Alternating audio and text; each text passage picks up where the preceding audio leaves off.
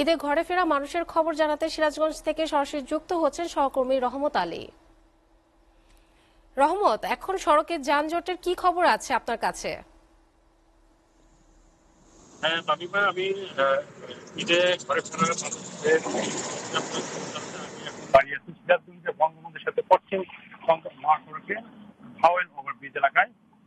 আপনি আমার পিছনে যেটা দেখতে পাচ্ছেন, আজকে সকাল থেকে যানবাহনের চাপ বৃদ্ধি পেয়েছে। গতকালের চেয়ে আজকে সকালে যানবাহনের চাপ একটু কম, হয়তো বেলা বাড়ার সাথে সাথে হয়তো আরো বাড়বে, তবে কোনো প্রকার কিন্তু ভোগান্তি নেই।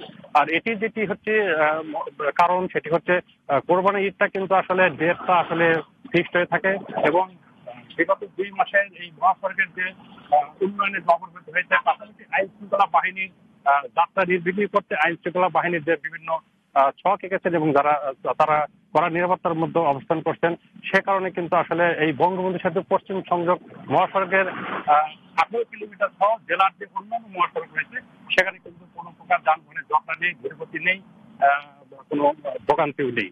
তো মাঝে মাঝে যানবাহনের চাপ একটু বাড়ছে, মাঝে মাঝে আপনি দেখতে পাচ্ছেন যে যানবাহনের রাস্তা কিন্তু ফাঁকা। তো সবকিছু মিলে এখন পর্যন্ত সিরাজগঞ্জের মহাসড়কের যে ঈদে ঘরে ফেরার যে যাত্রী, সেটা কিন্তু কোনো সুযোগ নেই। আশা করছি যে কালকে দিনটি যে আছে সেই দিনটি পর্যন্ত দক্ষিণবঙ্গের যে 20 জেলার মানুষ নির্বিঘ্নে তারা যাতায়াত করতে পারবে।